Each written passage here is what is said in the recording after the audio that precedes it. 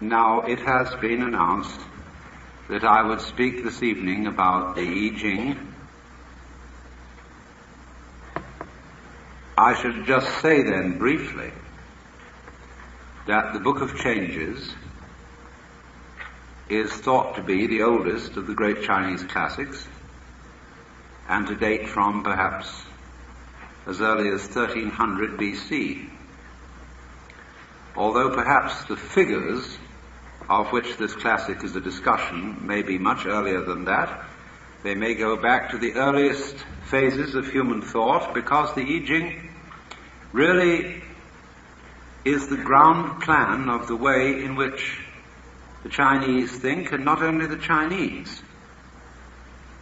It's almost a mapping of the thinking processes of man.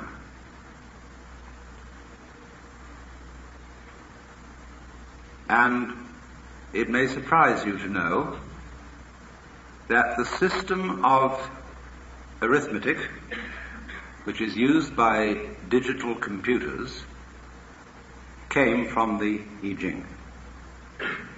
We have a binary system of arithmetic in which all numbers may be represented by 0 and 1 in various arrangements. Is you is or is you ain't. So there's a sudden, unexpected link between the most sophisticated mathematical machinery and a book originating at least 1300 BC. But what the I Ching really goes into is this question of is you is or is you ain't. It sounds terribly simple. Black or white. And we keep saying to people, you know, life isn't just black and white, or black or white. There are many shades of grey. True, but against some backgrounds, grey is dark. In another context, grey is light. And really, all colours, in fact, all information whatsoever, can be translated into terms of yang and yin. For example, when you look at color television, the signals are broadcast to your set as a stream of pulses. They could be put on magnetic tape in terms of an arrangement of pulses indicating either yes or no. This technique has reached such sophistication that with the aid of laser beams we can translate a physical object. Let's take a complicated one. Let's take a dandelion flower gone to seed, a dandelion clock. You take a dandelion clock about so big, it can be turned into a formula, passed through channels, enlarged to any size, say this big, and with laser beams cut in solid plastic in a matter of moments. So that you can get this reproduction of a three-dimensional object. But the transition between the two was handled simply in terms of pulses.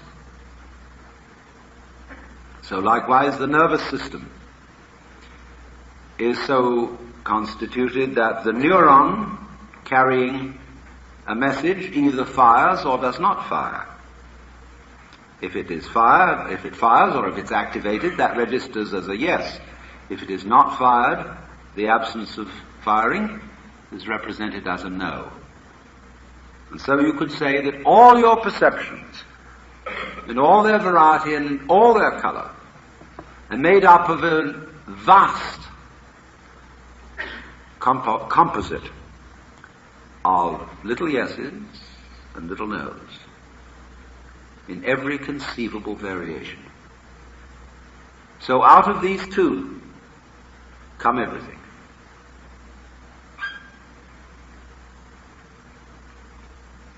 Yang means the positive, and yin the negative. Yang is identified with the south or sunny side of a mountain, yin with the north or shady side. And note at this moment that you cannot have a one-sided mountain. Imagine it.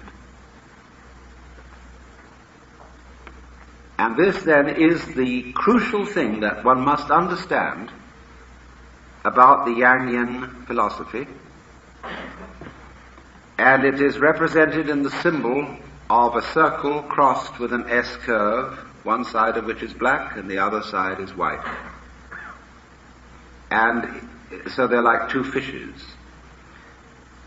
And in the head of the black fish is a white eye, and in the head of the white fish there is a black eye. These two sides are interdependent because the black one is outlined by the white one, and the white one is outlined by the black one. And they chase each other in the form which is really the double helix, the pattern of the spiral nebulae, and also the pattern of love-making between many, many kinds of creatures.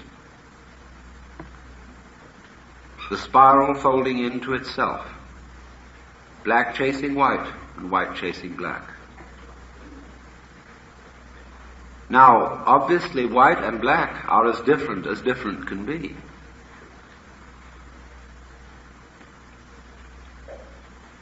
When we say of someone that he's an awful liar and a con man, you say, why, he could prove to you that black was white. But strangely enough, black is white in a certain sense, and white is black. If you take the copulating word is to mean implies, because black implies white and white implies black, or positive implies negative and negative implies positive, because you can't have the one without the other. So to put this into clear words, we can say explicitly black and white are different, but implicitly, that is to say, by implication, they are one. So exoterically, outwardly, the positive and the negative of life are very different. Life is different from death, and good is different from evil.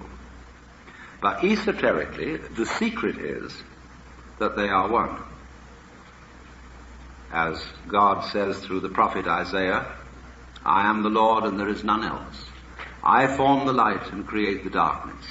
I make peace and create evil. I, the Lord, do all these things. But that information is not normally handed out from the pulpit. So we have to begin then seriously considering yang and yin, black and white. First of all, if I have a black background, somehow I am tempted to make a white mark on it. If I have a white background, I am tempted to put a black mark on it. Because if there were nothing to see but black, that would be tantamount to being blind, because there would be no difference. Nothing would matter. Nothing would make a difference. So there wouldn't be anything. Likewise, if everything were white, it would be as good as being blind, for there would be no difference. It's only by contrast, when black and white are put together, that we know black as black and white as white. However, now, when I look at a small white circle or disk on a black background, or a small black disk on a white background, I once get this in my thought: which is positive and which is negative? Does black represent the negative because it's dark, like night. But when I look at the black dot on the white background, I think the black dot is the thing there, so that must be positive. It was put on. And therefore the white represents negative because it suggests nothing. No mark, like white paper behind the print. Blank. Blanche. The English blank and the French blanche, which means white, it's the same. Blank, negative. Isn't this mysterious, you see, that both white and black can play the negative role? But then let's think of white as light. And it's playing the positive role. And when we think of black as the thing, the mark, then it's playing the positive role. See? Both can play the negative and both can play the positive. But still, you can't have one without the other. I look at the black with the white dot. And I say, is that a white glowing sun in the night? Or is it a hole through a wall? In which case the black will be the thing and the white the absence. I look at the black dot on the white background and say, yes, obviously the black dot is the thing, but on the other hand it may be a picture of a white box with a hole in it. You see? They're reversible. Therefore, some reflections about these.